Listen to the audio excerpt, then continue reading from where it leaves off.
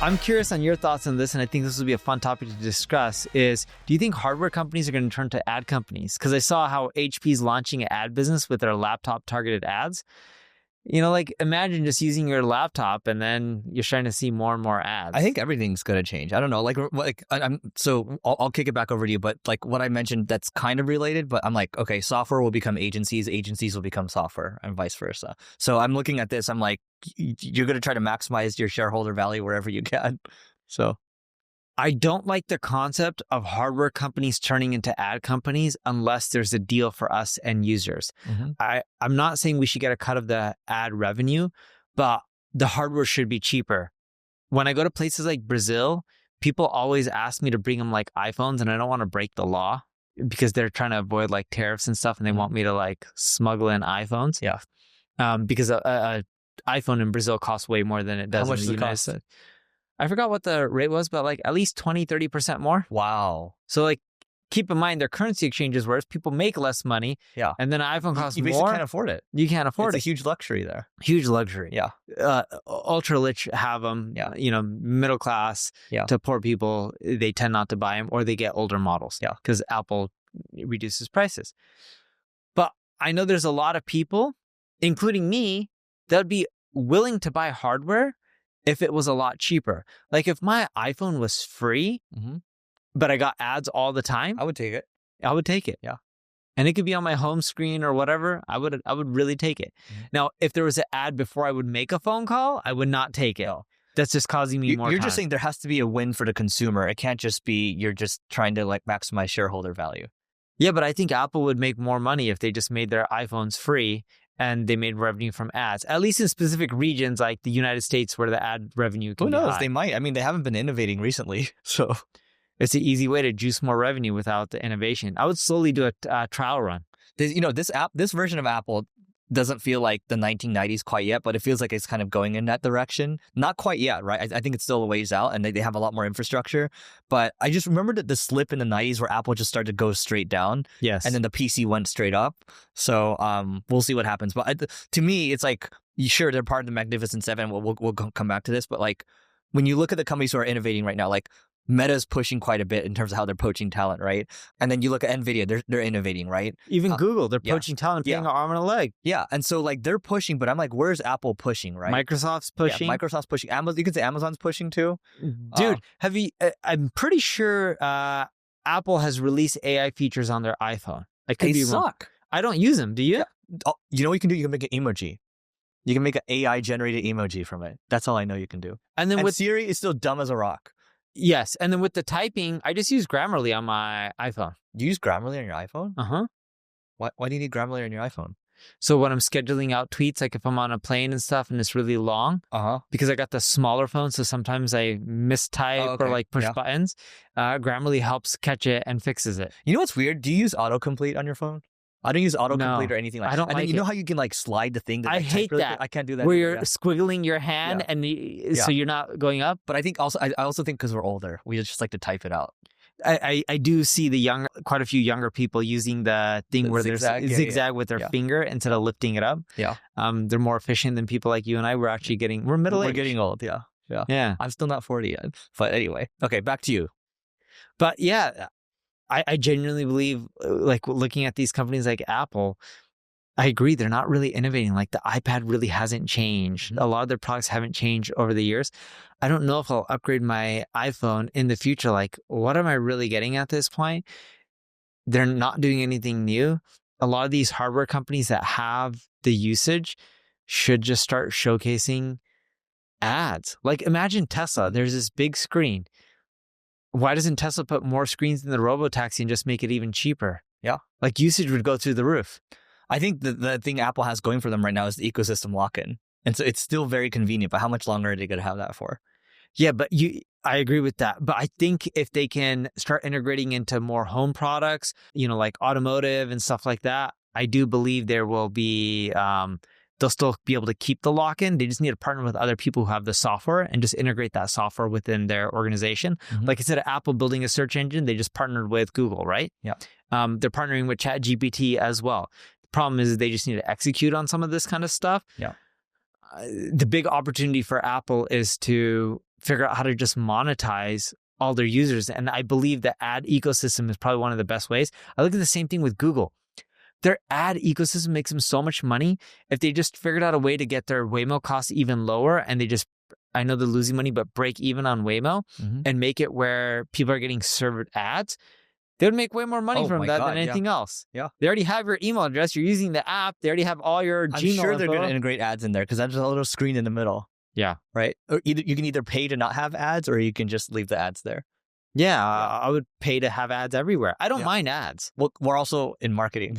No, but even then, like some of my subscriptions, you know, like for the television streaming, I have ads. And I'd rather have the ads and get the cheaper rate. Dude, as a gamer, I used to hate ads. Gamers block all ads. I had every ad block, everything. I was like totally locked in. So, and speaking of gaming, I was watching a video of Elon playing Diablo yesterday. Yeah. He's #1 in the world in hardcore now for Diablo. What that means is, what is that? Yeah. So you know how like in a game, if you die, you can just respawn and go get your gear and like you can just keep going, right? I do now. Okay, now you know. Well, no, any game, right? If you die, you can usually respawn. Okay, so if you die, let's go back. So if I'm at level 5, not level 1, I don't know what levels these things go up to, and I had all these tricks and gears and, you know, trinkets, whatever you want to call them, and I die, do I just go back to level 5 and I can just pick up all the stuff? Yeah. You stay at level 5, you can pick up your stuff, right? You have to go find your corpse and pick it up, right? That's how it works in Diablo. Can someone else pick it up for you, before you? No, well, depends. If you're playing PvP, which this is totally different. If you're playing PvP where I can kill you, and then if I kill you, then your gear might come out and I'll steal your gear, right? But normally people can just pick up their own stuff and they don't have to worry about getting jacked. Yeah, exactly. So it's very safe, right? So he's #1 in the world on hardcore. Hardcore means if you die, you lose it all, right? Including your level? Everything's gone. You have to start a new character. From level 0 or 1? Yeah.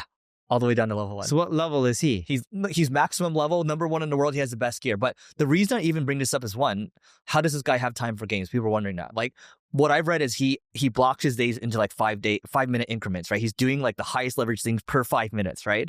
The other thing is, when you look at, he always reasons from first principles, right? So I'm like, okay, I was thinking about this yesterday in the shower, right? I was like thinking about how Elon plays like Diablo. I'm like, if he's reasoning from first principles, he understands that all he needs to do is spend a ton of his money on the richest gear, because you can buy the gear, right? Buy all the how much can gear cost? Like $5? Oh, dude, when I was 13 years old, I sold a helmet in a game for $3,000. You're 13? How much is a silly helmet? This is not even $3,000. A real helmet or a virtual helmet? Virtual helmet. This is a waste of money. Whatever. Some guy bought it for me. If your mom knew that She did know. She did know. That you were buying stuff for $3,000? No, I didn't buy. I sold stuff. I never bought anything because I thought people were idiots for buying it, right? But if you value your time like Elon does and you're the richest man in the world, you just buy the best gear. How much is it going to cost you? Like 20 grand at most, maybe 10, something like that, right? So you think he spent like 20 grand on I think gear? he spent a ton of money on the gear, and then you can basically, like, you're unstoppable, right? And that is a very simple way of first principles. I just need the best gear and then I'm unstoppable. And that's how he's So it's kind of like a cheat code. Yeah, basically. So if I spent like $1 million on gear, I could beat Elon. Yeah, well, I mean, you have to play at a high level too. So when I see him playing, he's playing on a 55-inch screen, and he's like, you can see his actions are like he's moving very quickly, right? And he's like hitting his keyboard a bunch of shortcuts really quickly. Now, guys, you can correct me if I'm wrong here, but I think directionally I'm correct because I played many versions of Diablo. So there's more than one version of this. He's played Diablo 4. Yeah, I played Diablo 1 when I was like 8-9 years old. Then there's Diablo 2 to Diablo 3 and Diablo 4. Oh, it's like one of my favorite games. There's a lot of versions. What's your favorite game? Monopoly. Oh, yeah. Real estate and money. I love Monopoly. Makes sense. I even paid for it. All right. So I wanted to take a moment to tell you about my podcast co-host, Neil's agency called NP Digital. And they work with a whole host of global companies or a global organization. Also, Neil has SEO tools such as Ubersuggest and Answer to Public. All you have to do is go to npdigital.com to learn more. And we'll see you on the other side. Before we move on here, like talking about, I was debating yesterday with a friend, and then we were talking about like, oh, you're throwing money away renting or whatever, right? And then you used to own a bunch of property, right? It's a waste of money. You're better off renting. Yeah, talk about how your philosophy changed over, because the way we were brought up, this is a little investing lesson that our experience share here, was our moms and dads told us that you should always buy a home. You're throwing away money renting. You're always going to make money. And then I had my reasonings, but I want to hear your reasoning, and then we can move on from here. Sure. So I'll use one of my homes as an example because I know the numbers quite well. Property tax, a little bit less than 20 grand a month. So let's just round to 20. A month. A month. Yeah. Mortgage, 39. It's not too leveraged. It's really actually very under leveraged. Yeah, 39 grand. So let's just round up to 40 to keep the math simple. So you're at 60. Maintenance, gardening, pool, property manager, which is a contractor because no one wants to deal with it, and electricity, water, roughly 5 grand a month. I'm just rounding. I'm probably off by like no more than 3-4 grand on the whole thing. So let's call it 65 grand a month. All right. Now, the home is a $30 million home at this point. We've spent a lot on renovations. So let's call it, I have $23 million in equity, $7 million mortgage. Technically, the home's probably worth closer to 30 to 35. But let's just go with 30 and we're just going with my rough costs. So when you're looking at the math there, that's $23 million sunk costs that's put into the house that I'm not getting back because that was the equity, the cash I had to put in. Then you have, still with that, you have the monthly payments of roughly 65. And again, I'm off by a few grand, call it 2-3 grand, but let's just go with easy numbers. On the $23 million, you know, because I was talking to my wife, I can go rent a house, like a nicer house. It won't be as nicely done up, but it'll be bigger. Land will be bigger. It's worth more, but it'll be older. It's still in Beverly Hills. And let's say I can rent easily 3-year contract, 120, 140 grand a month. I could just negotiate that. Now you may look at that as, let's say I get it for around 130. We'll go in middle point. And I'm at 65. That's roughly double what I'm paying. But the 23 that I have opportunity cost. That 23, I wouldn't say easily, but I would say I'm probably like 80 to 90% certain that I can ink out, call it $4 or $5 million, 4 on a worst case scenario, 5 on a good case scenario without any growth, just like buy businesses and ink out that much in profit. Plus there's an opportunity to grow, but some could decline. But if you just keep it simple with just say 4 on the really low end, which would be a terrible deal for me, and I usually wouldn't spend 23 to only make 4 million in profit. But even at 4 million, it's just like, okay, 130 a month. You know, you start looking at that, that's less than $2 million a year. And you're just like, I'm making 4 in profit. Plus those businesses scale too over time. Yes. Because the other thing too is if you look at the real estate returns, oh, well, you're going to get a return. Okay, what are you getting? Like 4 or 5% a year on real estate? Maybe a little better. But on business, what is your return that you're getting on it? That I'm getting on my business? I'm just talking about like in general for people. Your return's going to be a lot better than 4 or 5%. A year. Well, not just that. If I spent that money buying the businesses are probably worth double when I integrate them in. So if I spent 23, I'm probably inking out conservatively 35, 40 million just right there off of thin air, just from the purchase. But we usually don't buy stuff unless we know we can cut costs and grow it.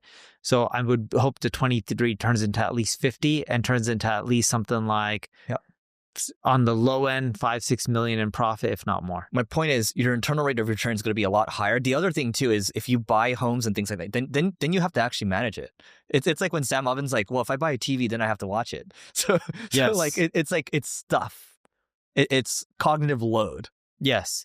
And that's why I end up believing that we shouldn't own any homes and we should just rent them all. I believe. Okay, and I think you're doing this, but like I believe owning a home for your family is fine, but I think owning a bunch of homes just is a pain in the ass for me. So Eric and I were having this conversation because the economy is really bad. I'm like, dude, do I sell the home and just put all that money into business? And Eric was going through some tough times with his mom. She passed away recently, and it gave him a different or a new perspective on life, I would say. And we were talking, he's just like, he's like, I'm not the richest person, but he's like, you've done okay in business. Your life is decent. He's like, are you really going to die and remember you making, taking that 23 and turning it into 50 or $60 million? Or would you rather have a really nice house with amazing furniture? And like when I say amazing furniture, I think our furniture bill's like $1.7 million just for furniture on which Neil didn't pick, by the way. I didn't pick any of it. I would have picked IKEA furniture if it was up to me. Some decisions, and I'm not hating on it, there's other things that I spend money on that are a waste too. Yeah. But Eric's like, would you rather have your kids really happy and have things like a theater or whatever they want in a house and a big backyard where they can play and play basketball with them and have those experiences? Or would you rather just have more net worth? And the old me would have had more net worth, but I think Eric was spot on, because I now will have better memories with my kids, because right now we don't have a yard and they want a yard. And you'll pay anything for those memories down the road. Correct. Yeah. And the furniture and stuff like that, I think that's a pure waste. Yeah. But the only reason I did it is I'm like, if I want to sell it, it actually makes it easier to sell the house, believe it or not. Yeah. No, I believe it. Yeah. So then you just get a premium. And I was like, It's a product, just like the cookies. Correct. Yeah. Anyway, that's what we'll say. A jack of all trades, guys, is better than a master of one. See you tomorrow.